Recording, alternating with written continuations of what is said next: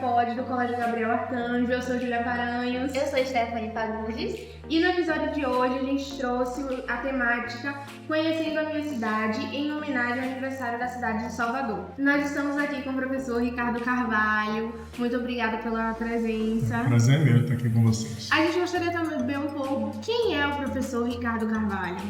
Pois é, hoje eu sou um agitador cultural, né? Na verdade, eu passei uma boa parte da minha vida como professor de história e pontualmente fazendo alguma coisa na área de arte. Mas de alguns anos para cá, assim, o audiovisual, o teatro foram me chamando e eu fui aos poucos deixando a sala de aula para me dedicar à escrita do teatro, à produção para TV, rádio e ao desenvolvimento de projetos culturais e grandes eventos educacionais. Eu sou co-gestor do Escritório do Pensamento, nossa produtora. E lá na produtora a gente, além de teatro, TV, cinema, rádio, a gente produz também os grandes eventos de Enem que vocês devem acompanhar no final do ano aqui, né? Revisão, mega revisão, aulão do ingressar, né? Essas aulas que tomam conta da cidade, elas são produzidas por nossa produtora, o Escritório do Pensamento, e por uma gama muito grande de professores destacados da cidade que nós convidamos para participar desses grandes eventos. Então hoje basicamente a minha vida está assim entre um pouco de sala de aula ainda dou aula, pouco, né? E gravações, reuniões, palestras e produção de grandes eventos.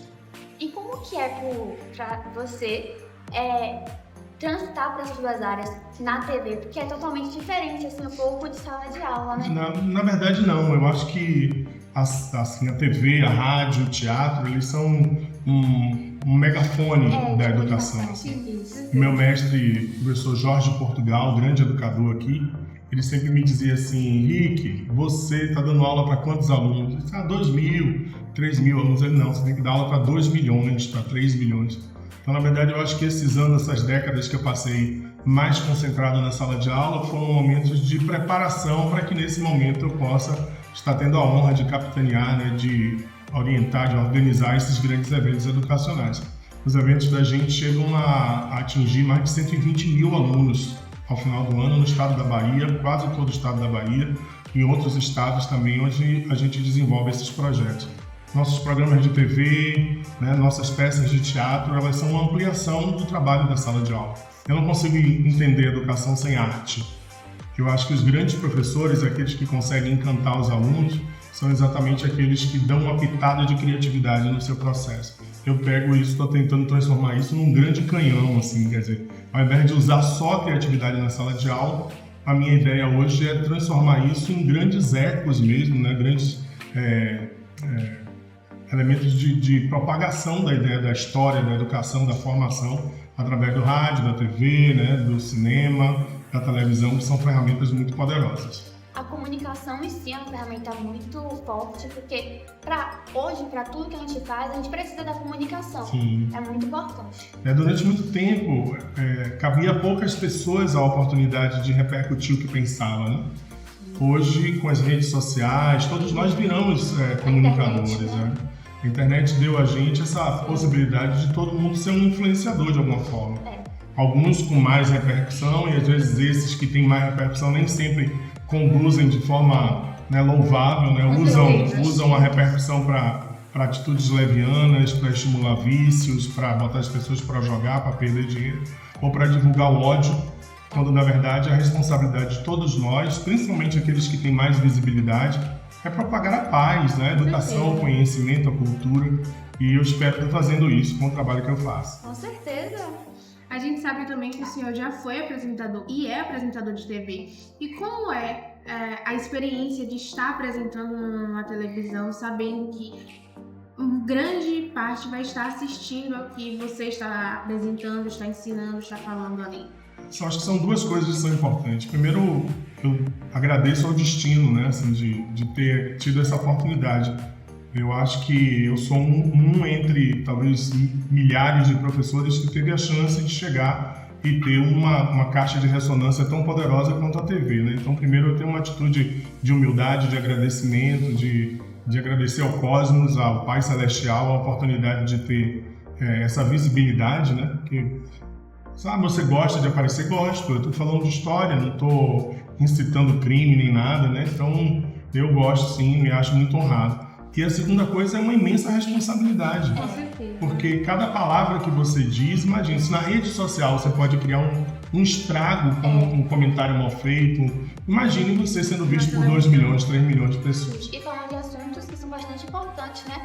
Claro, sem dúvida nenhuma, mas principalmente a responsabilidade. Eu gosto muito de ficção científica, de super-heróis, eu digo que eu sou um coroa nerd, né? Porque eu adoro esse universo assim da Star Trek, Star Wars, e Marvel, e DC Comics e tal, eu gosto muito, sempre gostei. E tem uma frase lá no Homem-Aranha que vocês conhecem demais, né? Que grandes poderes significam grandes responsabilidades.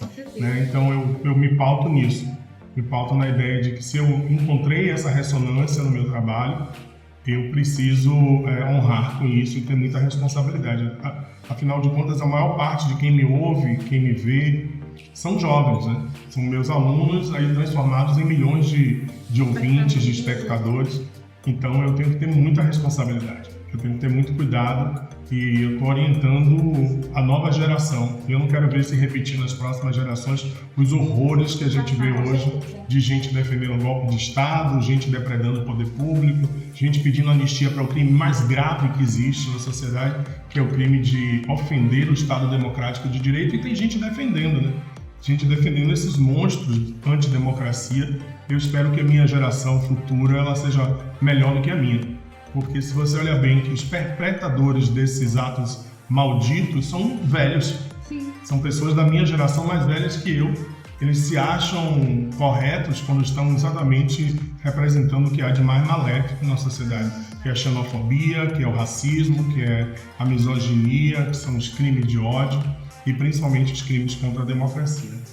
Bom, eu queria saber de você como que veio essa ideia de ser historiador, se você teve alguma inspiração, porque eu digo até por mim, dentro da minha carreira eu sempre procuro algumas inspirações.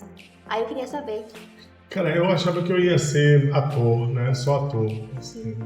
Eu cheguei no ensino médio, pensei em ser veterinário uma época, mas minha cabeça ia ser artista, eu tinha banda na época, fazia teatro amador. Mas aí quando eu comentei em casa que eu ia fazer teatro, minha mãe me pegou pelo braço assim, botou: de jeito nenhum, você é pobre. Na verdade a gente nem era pobre, a gente era muito pobre, né? Eu sou o mais velho de 8 filhos, a gente teve uma infância com muita dificuldade, com muita luta de meu pai e minha mãe, né? A gente viveu até os 15 anos nos Alagados, lá na Cidade Baixa, então era uma vida muito sofrida. Na hora eu fiquei meio chateado, assim, magoado com minha mãe, mas eu acho que ela estava certíssima. Não é que fazer teatro não seja um sonho possível, é que a nossa situação era bem complicada do ponto de vista de sobrevivência. E naquele momento eu entendo que a vida do artista é muito mais difícil que a vida da maioria dos outros profissionais. E não é só no Brasil, isso é no mundo todo. Por falta de oportunidade, né? É porque as pessoas veem a arte como se fosse um supérfluo, como se fosse um... E, não na verdade, é valoriza. algo essencial. Gilberto Gil diz que a arte ela devia fazer parte das necessidades básicas do ser humano, como comer, como dormir. Né? Consegue até perceber aqui, sobre muitas culturas daqui, que é muito valorizada como a capoeira. Lá fora, eu falo isso porque meu cunhado, ele é professor de capoeira. Sim. E ele recebe muita proposta lá de fora, e aqui dentro já não.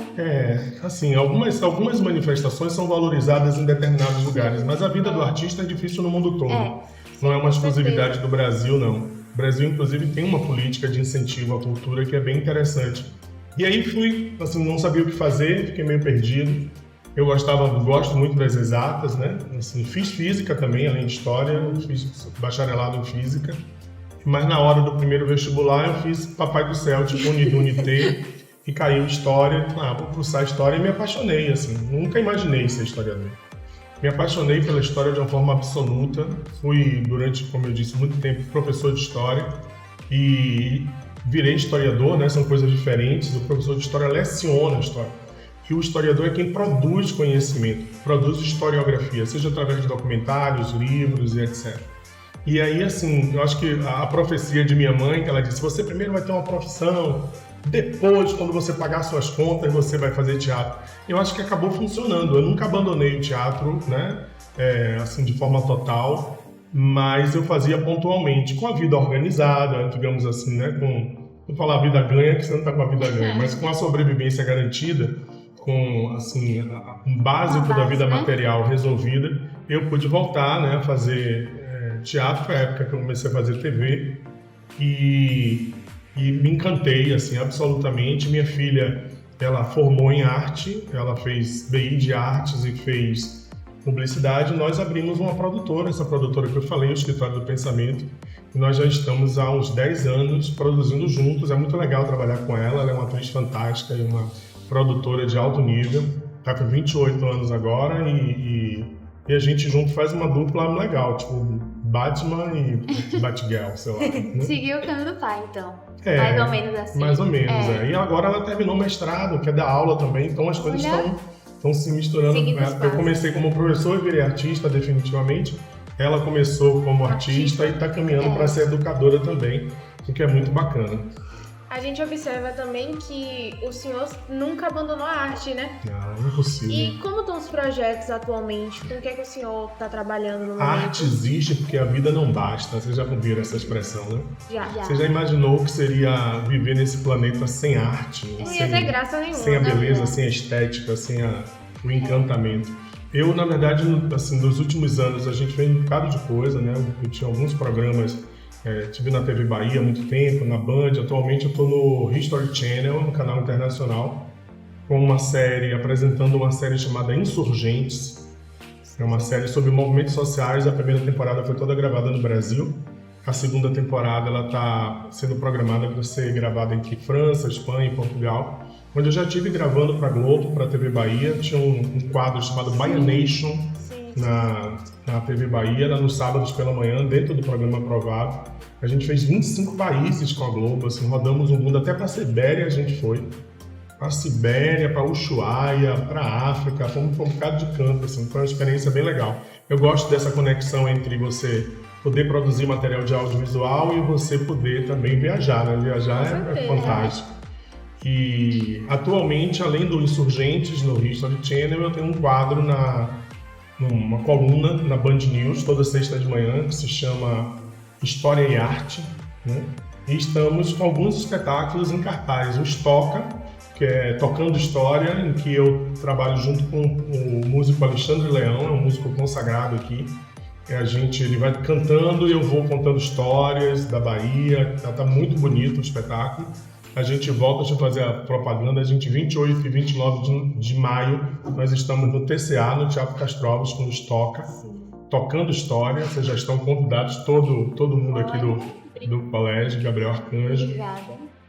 Eu estou com um outro espetáculo chamado 5 Segundos. 5 Segundos é uma peça que se passa na Segunda Guerra Mundial. É uma história que eu ouvi de um ex-combatente brasileiro, que disse que estava no campo de batalha na Itália quando se deparou com o inimigo, o alemão nazista. Ele disse: professor, naqueles 5 segundos minha vida passou na minha cabeça. Eu disse: cara, isso dá dramaturgia, isso dá teatro. Eu escrevi o espetáculo. Ele é um espetáculo em 5 atos, né? Eu peguei os 5 segundos e transformei em 50 minutos. O espetáculo já recebeu mais de 30 mil espectadores nos últimos anos, foi um sucesso estrondoso. A gente deve voltar em breve. Temos um elenco incrível, além de Marília, né, que é atriz, minha filha e produtora. A gente tem o Igor Epifânio, que é um ator muito premiado, e Felipe Veloso, ator que está na Globo, aí, acabou de fazer a novela Mar do Sertão e está apresentando aquele programa da manhã Mais Você, né, ele é um repórter do Mais Você, um ator baiano fantástico, daquela geração de Wagner Moura, de Lázaro Ramos. E a gente acabou de estrear um musical infanto-juvenil, eu estou encantado, que é um texto meu também, que eu reescrevi, era um espetáculo infantil que eu fiz na versão juvenil agora, que se chama O Que Eu Vou Ser Se Eu Já Cresci. É um espetáculo em que 2 jovens, eles discutem, pensam e refletem sobre as escolhas profissionais, só que com muita música, até K-pop tem, né? Tem K-pop, tem sertanejo, tem samba, né? Tem uma musiquinha do Vem Enem. Vem Enem, vai Enem, vem Enem.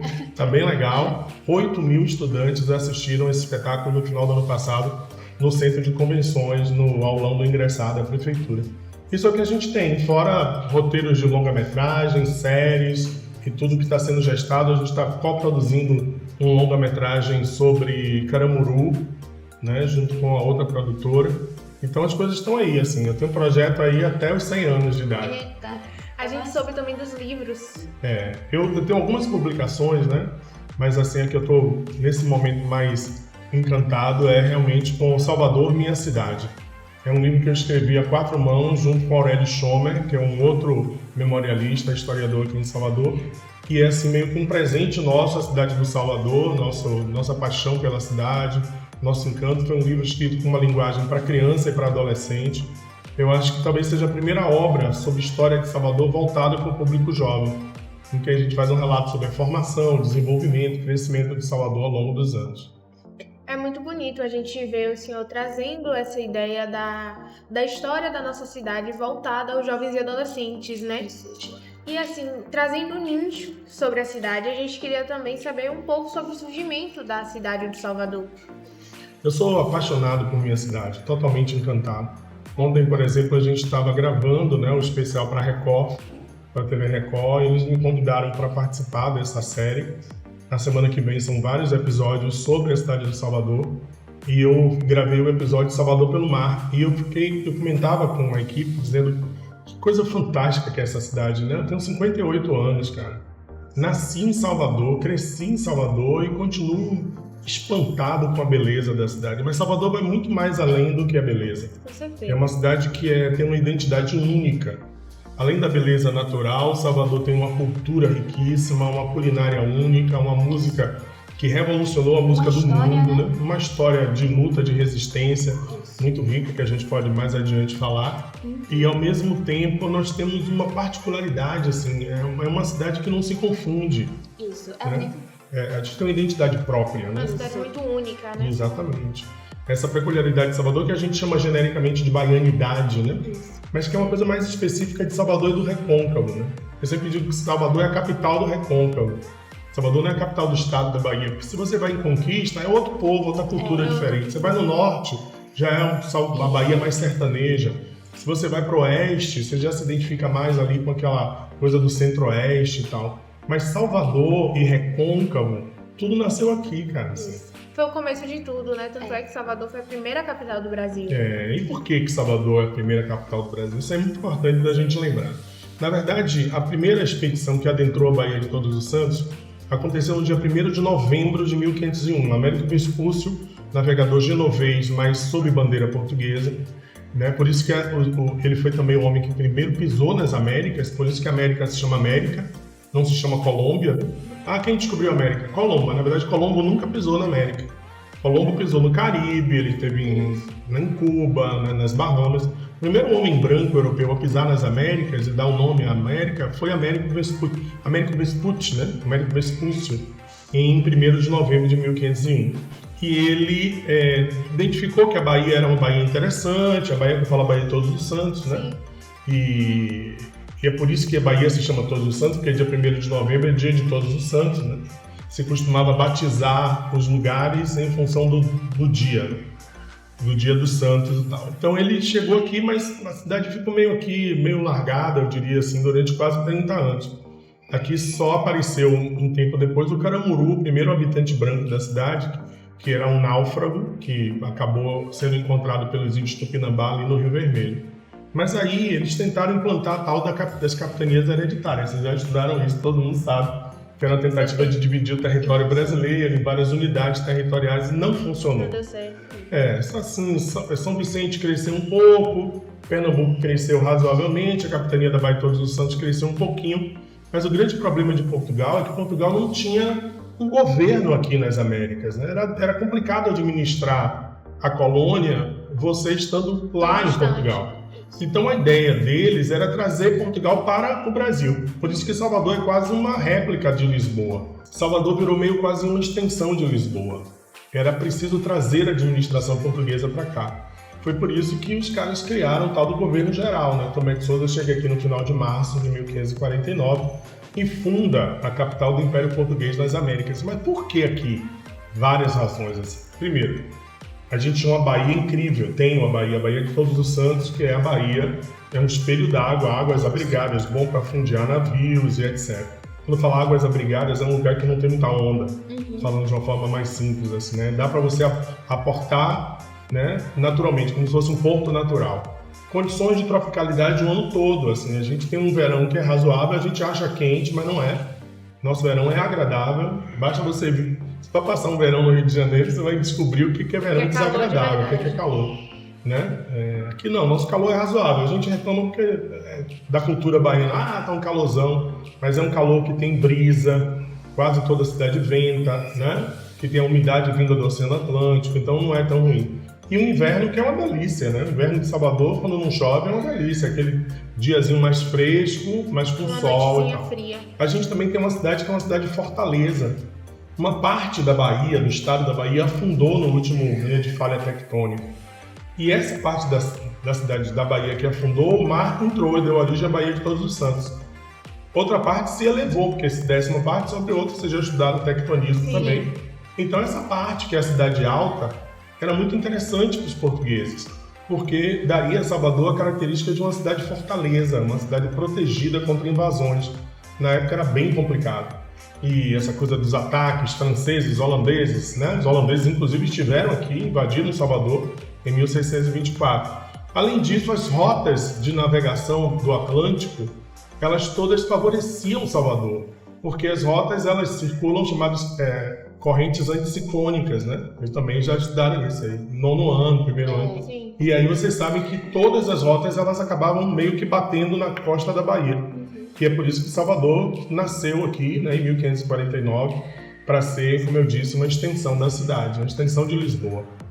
Assim, puxando mais pro lado de uma curiosidade, se você pudesse escolher um momento na história da cidade para presenciar ao vivo, qual seria? Salvador viveu momentos incríveis, assim, né? A gente teve a revolta dos Malês, por exemplo, a maior revolta negra das Américas depois da revolta do Haiti, 1835. Os Malês, eles eram negros letrados, muçulmanos, convertidos ao islamismo, e fizeram uma verdadeira jihad aqui, uma verdadeira guerra santa aqui, em 1835. É um dos momentos que talvez eu quisesse estar aqui. Eu queria também estar, talvez, na chegada da família real portuguesa aqui, em janeiro de 1809.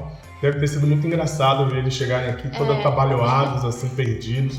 Né? Devia ser uma cidade linda, né? Maria Garran, que era uma inglesa que acompanhava a expedição de Dom João, ela descreve Salvador como uma cidade encantada, de morros verdes com casinhas brancas encarapicadas.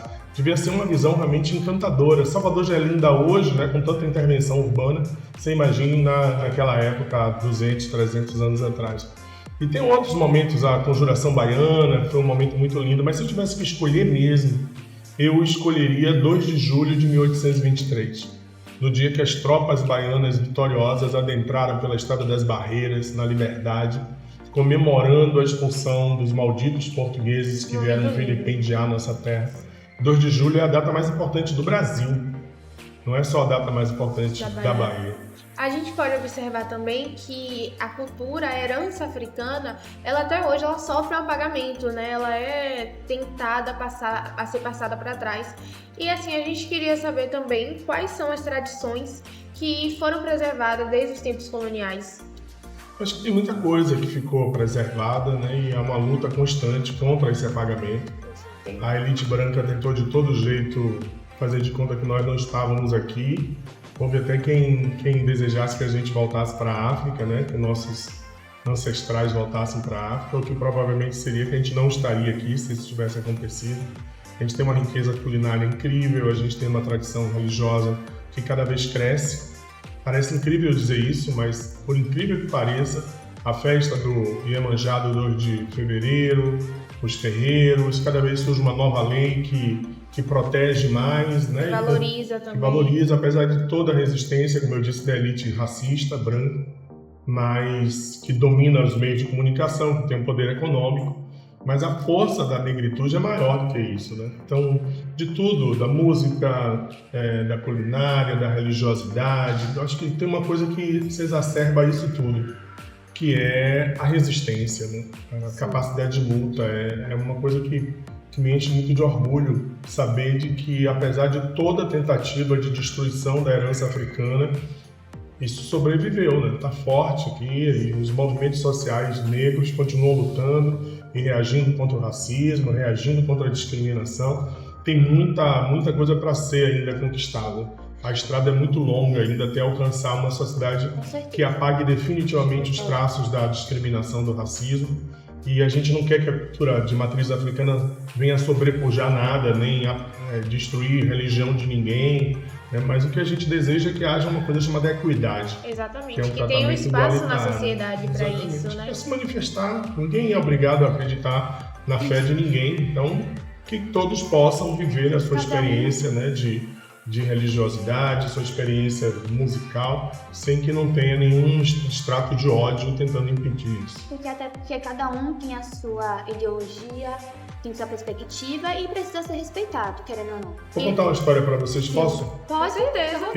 Eu estive na África há 10 anos atrás gravando na costa ocidental da África. Sim. Fizemos um filme chamado Umbondo, Nossas Raízes Africanas, que está no YouTube, né? Se vocês quiserem lá assistir, é um média-metragem. E eu ouvi uma história de um Soba. O Soba é como se fosse o pajé, né, da nossa tradição aqui indígena. Ele é um líder religioso. E eu estive nessa aldeia lá, é uma aldeia de artesãos, ele me contou uma história muito bonita. Ele me disse que uma menina, né, da tribo Kimbundu estava amassando inhame no pilão quando ela se distraiu e ela levantou demais o pilão e quebrou o céu, porque para eles o céu era o espelho da terra. E ela levantou demais e quebrou o espelho do céu. E ela toda preocupada, pegou os pedaços do espelho, colocou num cesto e foi conversar com Deus, né? Disse, Deus, eu quebrei o céu, cara. E agora? Aí Deus disse assim, não tem problema não, meu amor. Fique tranquila.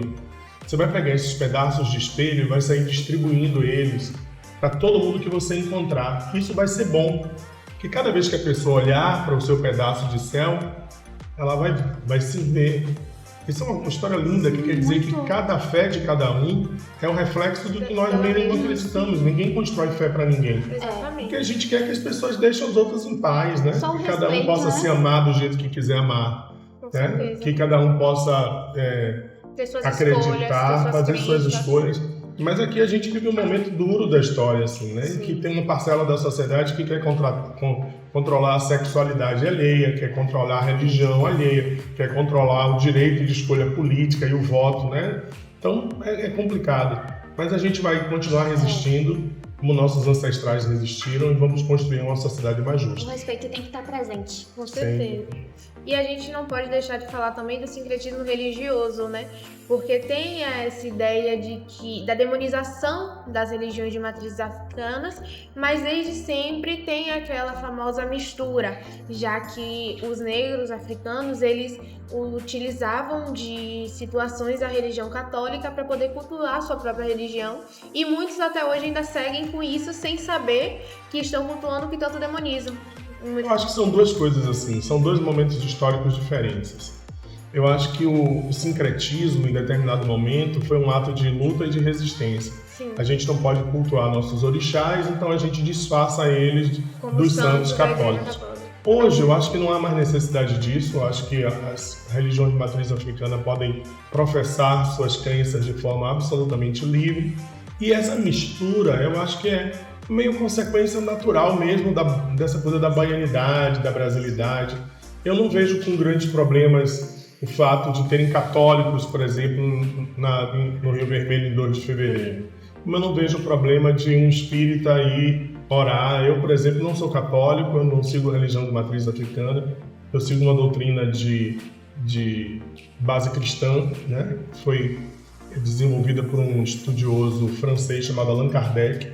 Mas eu adoro o catolicismo, acho missa um barato, vou para culto evangélico quando os meus amigos me chamam, eu acho linda aquela coisa da fé que o evangélico tem. Quando tem alguma coisa ligada ao candomblé que me chama, eu vou também. Eu não vou seguir essas religiões, mas eu tenho tanta certeza do que eu acredito que não muda nada para mim, eu posso estar onde eu estiver. E isso é muito lindo, né? Porque resume Salvador. A Verdade. grande realidade é essa. Porque no fundo, todo mundo é um pedacinho de cada coisa, todo mundo acredita num pouco de tudo. E é muito lindo essa mistura que forma a cidade, né? Exatamente. A cidade ela é baseada nessa mistura, tanto de religiões, de cultura, Quanto de mais povos. misturar, melhor, né? Quanto mais. Mantendo cada um o Exatamente. direito de ser como é, Isso. sem querer um sobrepujar o outro. E mas- respeitando sempre, né? Sim. E eu queria saber de você sobre algumas arquiteturas que estão bastante presentes na sua visão como historiador. Eu acho bonita, né, essa coisa que Salvador está vivendo, assim. Fico preocupado com a preservação dos monumentos. Acabei de falar sobre isso recentemente numa emissora.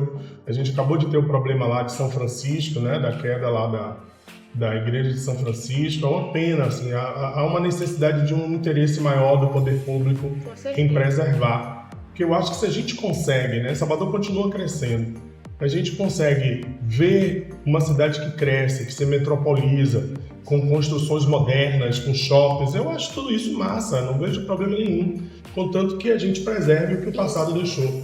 Eu quero dizer a guisa de conclusão para vocês, assim, de que o trabalho do historiador é um trabalho sagrado. Eu costumo dizer, meu mantra é não esquecer é uma forma de fazer justiça.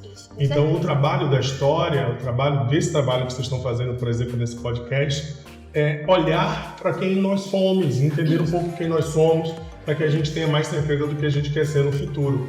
Esse é o grande trabalho do historiador, é o trabalho da história e é o trabalho que vocês estão fazendo de forma brilhante aqui. Parabéns para vocês. Obrigada, porque querendo ou não, tudo tem uma cultura por trás, uma história por trás, que é muito importante a gente saber. Às vezes a gente faz coisas que nem imagina antigamente o que realmente significa, né?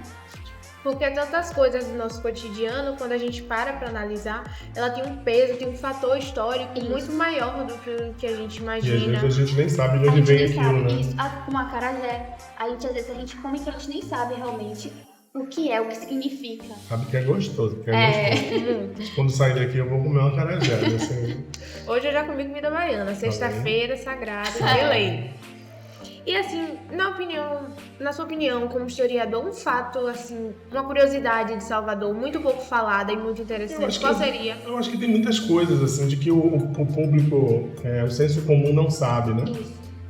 De que Salvador, por exemplo, teve uma invasão holandesa, Salvador teve guerras aqui, Salvador chegou a ser ocupado pelos holandeses protestantes durante mais de um ano, entre 1624 e 1626. Salvador é uma cidade cheia de subterrâneos que pouca gente conhece.